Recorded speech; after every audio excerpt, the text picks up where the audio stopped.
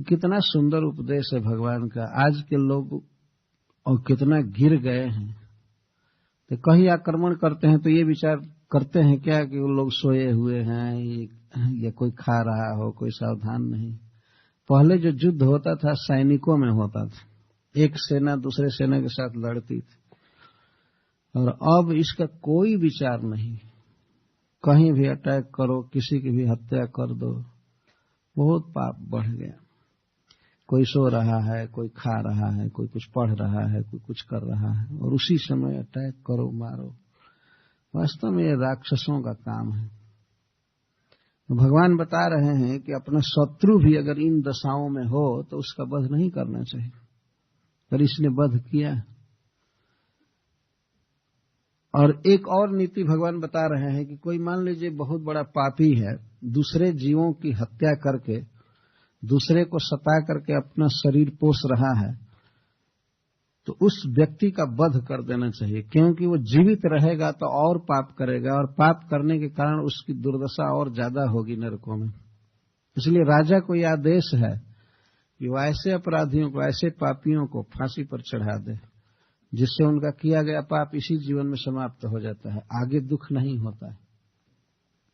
ऐसा कहा गया है शास्त्र में कि राजा जिसको दंड देता है वह व्यक्ति निष्पाप हो जाता है और उसका भविष्य उज्जवल होता है। लेकिन यदि इस जीवन में पाप का दंड नहीं मिला तो कई गुना सजा उसको परलोक में भोगनी पड़ती। इसलिए भगवान एक सिद्धांत बता रहे हैं, स्व प्राणान यह पर प्राणै प्रपुष्णात घृण खलः तद वधस्तस्य ही श्रेयो जद्दोषा जात्यधः पुमान। जो व्यक्ति स्व प्राणान, अपने प्राणों को, अपने शरीर को दूसरे के शरीर को बिगाड़ करके पोषता है, ऐसे पापी का वध कर देना ही उसका हित है। उसका इसी में हित है कि उसका वध कर दिया जाए। हम लोगों को इस संसार में जीने का अधिकार है, ईश्वर ने जीवन दिया है तो जीना चाहिए, लेकिन दूसरे को मार कर जीने का अधिकार नहीं है। हमारे यहाँ सब जगह ट्रक पर भी जहां तहां लिखा करते हैं, जियो और जीने दो। जियो, जीने का अधिकार है, लेकिन दूसरे को भी जीने का अधिकार है। दूसरे को मार करके जीने का अधिकार हमको नहीं है। कि भगवान सब देखते हैं, दूसरे लोग जी रहे हैं दूसरे जीवों की हत्या करके, खा करके। लगता है कि जैसे वो मांस नहीं खाएंगे तो जिएंगे ही नहीं। पशुओं का वध करते हैं, पक्षियों का वध करते हैं, मनुष्यों को भी बहुत सताते हैं।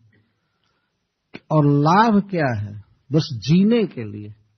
लेकिन इस संसार में तो देखा जा रहा है कि जो लोग मांस नहीं खाते हैं वे भी जीवित रहते हैं, और मांसाहारियों से अधिक आयु के होते हैं।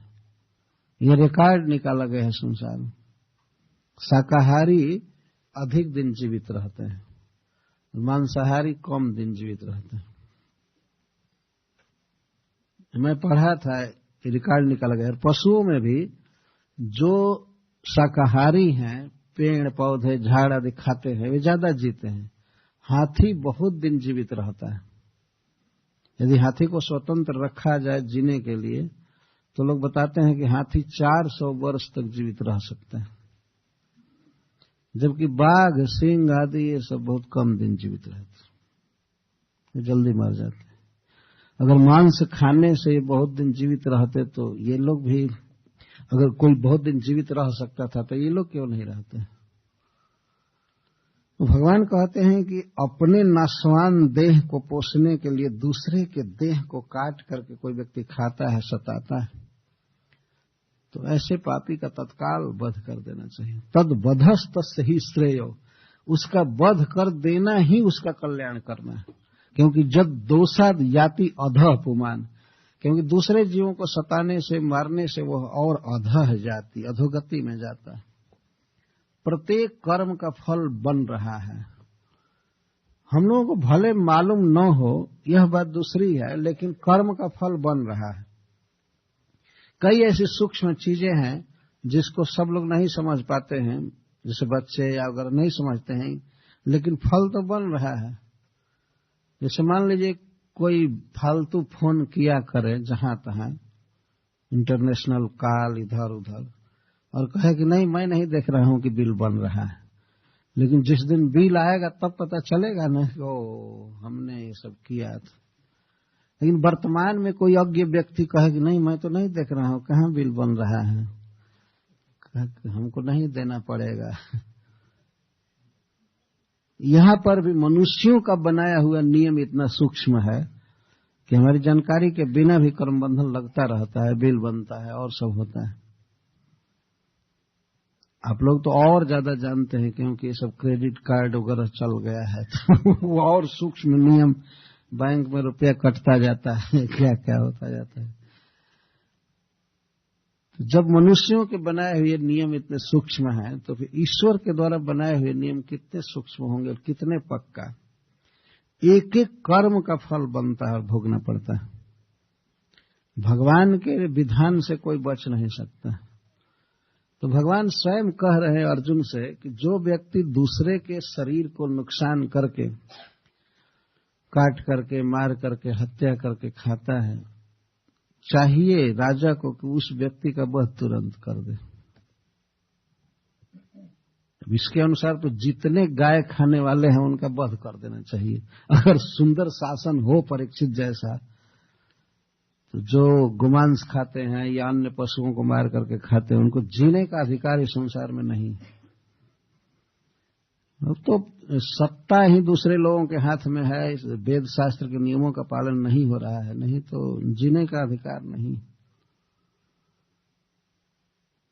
तो दूसरे को, किसी भी व्यक्ति को जीने का अधिकार है, लेकिन दूसरे को सता करके, दूसरे को मार करके नहीं। तो इसने बच्चों की हत्या किया और रात में सोते समय, इसलिए इसका वध होना चाहिए। भगवान अनेक शास्त्र युक्ति, लौकिक युक्ति दे रहे हैं और सब परीक्षा ले रहे हैं क्योंकि भगवान कुपित नहीं है। प्रतिश्रुतम च भवता पांचाल्य शृण्वतो मम आहरिष्य शिरस्तस्य जस्ते मानिनी पुत्रहा। तुमने मेरे सुनते सुनते प्रतिज्ञा किया है पंचाली के पास। भगवान कह रहा है ये भी अपनी प्रतिज्ञा पूरी करने के लिए भी इसका वध करो, क्योंकि जो व्यक्ति प्रतिज्ञा करके उसे पूरा नहीं करता है वह भी अधोगामी होता है। तुमने प्रतिज्ञा किया है ना, प्रतिश्रुति दिया ना। क्या प्रतिश्रुति दिया है कि आहरि से शिरस्तस्य जस्ते मानिनी पुत्र। हे मानिनी, हे प्रिय द्रौपदी, जिस व्यक्ति ने तुम्हारे पुत्रों की हत्या किया है उसका सिर आहरिष्य, उसका सिर लाऊंगा, उसका सिर लाऊंगा। लेकिन अर्जुन ने यह नहीं कहा था कि सिर काट कर लाऊंगा, तो शरीर के साथ सिर ले जा रहे हैं सिर तो ले ही जा रहे हैं, लेकिन भगवान के कहने का आशय था कि सिर काट करके ले चलो। अर्जुन ने प्रतिज्ञा किया था कि उसका सिर लाऊंगा। अर्जुन जब प्रतिज्ञा कर रहे थे उस समय भी ये भूले नहीं थे कि यह हमारा गुरुपुत्र है।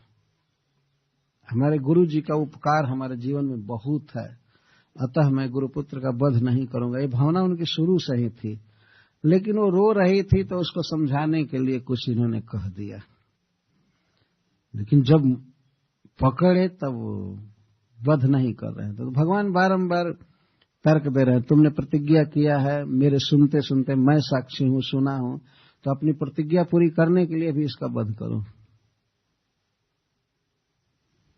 इस प्रकार की बातें भगवान बोल रहे हैं। अच्छा, दूसरी बात यह है कि यदि इसके इस कार्य से इसके स्वामी दुर्योधन का हित हुआ होता तब भी माना जाता है कि जिसका खाया है, जो इसका भरण किया है, उसका कुछ काम किया। लेकिन भर्तुश्च विप्रियम वीर कृतवान कुलपांसना, यह कुलांगार, अपने कुल में दाग लगाने वाला, यह अपने स्वामी दुर्योधन का भी अहित किया, उसका भी हित नहीं किया। वो घटना इस प्रकार की है, जब अश्वत्थामा द्रौपदी के पुत्रों का मस्तक काट कर रात्रि में ले गया दुर्योधन के पास, तो उसने कहा रात्रि में, स्वामीन स्वामीन, मैं 5 पांडवों का मस्तक काट करके लाया हूं। वो रात्रि का समय था, वो इसलिए झूठ बोला कि दुर्योधन सुन करके बहुत प्रसन्न होगा। 5 पांडवों का मस्तक काट करके लाए। हाँ, 5 पांडवों का मस्तक काट करके लाया। तो दुर्योधन को कुछ संदेह हो गया। संदेह हो गया कि भगवान कृष्ण के रहते हुए और 5 पांडवों का मस्तक काट लेना कैसे संभव हो सकता। पहले तो उसे खुशी हुई, ठीक है 5 पांडवों का मस्तक काट लिया, आनंद हुआ, लेकिन बाद में तुरंत सस्पेंशन हुआ। तो मांगा कि जरा वो मस्तक दो तो मैं टेस्ट करूं कि पांडवों का मस्तक है कि दूसरे का। तो लेकर के दुर्योधन रात्रि में एक हाथ से मस्तक दबाता था तो मस्तक फूट जाते थे, कोमल बच्चों के मस्तक थे। तो उसने कहा कि ये पांडवों के मस्तक नहीं है, ये किसी दूसरे के हैं। तब अश्वत्थामा सत्य बोला, कहा कि हाँ पांडवों के मस्तक नहीं है, उनके बच्चों के हैं। इस पर दुर्योधन को बहुत दुख हुआ। दुख अपनी अपकीर्ति के लिए हुआ, पांडवों पर दया करके नहीं। उसने सोचा कि वो संसार में मेरी बदनामी होगी कि बच्चों की हत्या करवाया, यही भेजा होगा अश्वत्थामा। तो इस बात के लिए उसे बड़ा दुख हुआ और पहले सुख हुआ था। दुर्योधन को यह साफ था कि जिस समय इसके मन में हर्ष और शोक दोनों एक साथ आएंगे उसी समय इसकी मृत्यु हो जाएगी। तो दुर्योधन की मृत्यु हो गई। तो एक प्रकार से अश्वत्थामा ने दुर्योधन को मारा, यद्यपि किया काम उसको प्रसन्न करने के लिए, लेकिन प्रसन्न नहीं कर सका बल्कि उसके मरण का कारण बन गया। तो भगवान यह भी कह रहे हैं कि दुर्योधन का भी इसने प्रिय नहीं किया। जिस दुर्योधन ने इसका भरण पोषण किया, पाला पोसा राजा, उसका भी विप्रिय किया, अप्रिय किया, इसलिए इसका वध करो। तदसौ बध्यताम पाप आतता यात्म बंधुआ भर्तिश्च विप्रियम वीर कृतवान कुलपांसन। इसलिए अभी इसका वध करना चाहिए, अभी वध करो। यह आतताई है, ब्राह्मणाधम है, ब्राह्मण में जन्म लेकर के इसने ब्राह्मण जाति को कलंकित किया है, इसलिए इसका वध करो, वध करो। लेकिन अर्जुन इतने छोटे व्यक्ति नहीं थे कि गुरु के उपकार को भूल जाए। एवं परीक्षिता धर्म पार्थ कृष्ण न चोदिता नैच्छद हंतुम गुरुसुतम जदप्यात्महनम महान। इस प्रकार भगवान श्री कृष्ण अपने सखा अर्जुन के धर्म निष्ठा की परीक्षा ले रहे थे। बहुत बहुत बातें कह करके परीक्षा ले रहे थे रथ पर चलते समय। फिर भी अर्जुन अपने गुरुपुत्र का वध नहीं किया। भगवान बार बार दोहरा रहे थे, क्यों ले जा रहे हो, क्यों नहीं इसको मारते हो, लेकिन अर्जुन नहीं मारे। क्यों? महान अर्जुन महान पुरुष थे। जो व्यक्ति किसी के द्वारा किए गए उपकार को याद रखे हमेशा और उसका प्रत्युपकार करना चाहे, उसको महान कहते हैं। जीवन में हमारे लिए किसने क्या किया है, इस बात को याद रखना चाहिए। सबसे पहला उपकार व्यक्ति को माता पिता का रखना चाहिए, याद रखना चाहिए। कितना दुख सह करके माता पिता पालन करते हैं, बच्चे का उत्कर्ष करते हैं, से याद रखना। भगवान का उपकार याद रखना, और समाज में कोई भी किसी ने कुछ किया है तो उस उपकार को याद रखना चाहिए। और जिसने आज पहले उपकार किया है और आज उसके द्वारा थोड़ा अपकार भी हो जाए तब भी उसे सहना चाहिए, कोई बात नहीं, ऐसा होता रहता है। तो अर्जुन बहुत महान पुरुष थे, सब कुछ सहने वाले थे। उनके 5 पुत्र मारे गए हैं, फिर भी वे मारने वाले का वध नहीं किए, केवल पकड़ लिए। भगवान कह रहे हैं कि मारो मारो, लेकिन फिर भी नहीं मारे। तो रस्सी में बंधे बंधे अश्वत्थामा को वे द्रौपदी के पास ला रहे थे, चूंकि उन्होंने प्रतिज्ञा किया था। तो द्रौपदी अपने पुत्रों के लिए विलाप कर रही थी, शिविर में पड़ी हुई थी, छाती पीट पीट करके रो रही थी। और अर्जुन पशु की तरह अश्वत्थामा को, गुरुपुत्र को बांध कर लाए थे। द्रौपदी को उन्होंने निवेदित किया कि तुम्हारे पुत्रों की हत्या करने वाला अश्वत्थामा यहाँ उपस्थित है। और भगवान कृष्ण भी वहां थे, युधिष्ठिर महाराज थे, नकुल, सहदेव, भीमसेन सब जुटे हुए थे जब पकड़ करके लाया गया अश्वत्थामा को। सारा समाज जुटा था और कुंती आदि स्त्रियां भी जुटी थी, बहुत सी स्त्रियां जुटी थी और पांडव और भी जो लोग थे। तो अर्जुन निवेदित किए, दिए अश्वत्थामा।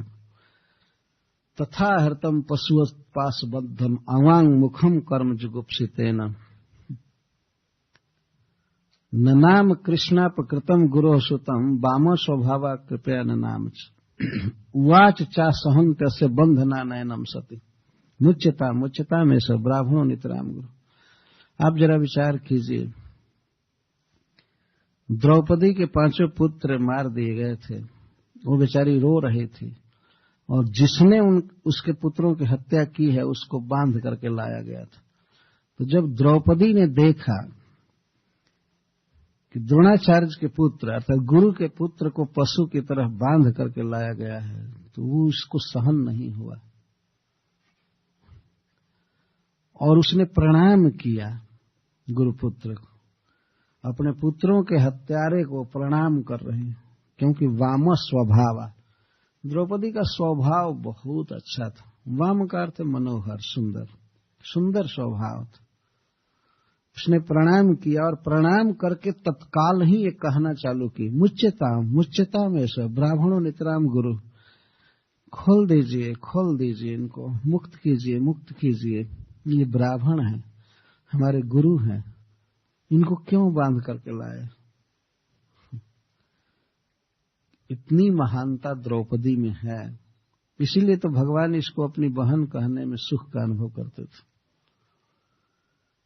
जिस समय चित्त दुखी है, शोक से ग्रस्त है, उस समय इस तरह से गुरु के उपकार की याद रखना यह बहुत कठिन बात है। अर्जुन भी शोक से ग्रस्त थे लेकिन फिर भी अपने गुरुपुत्र का वध नहीं किए। द्रौपदी शोकग्रस्त थी लेकिन उस समय भी उसने कोई प्रतिशोध नहीं लिया, बल्कि गुरुपुत्र के बंधन को सह नहीं सकी। उवाच च असहंति अस्य बंधनानयनम, बांध करके लाना सहन नहीं की।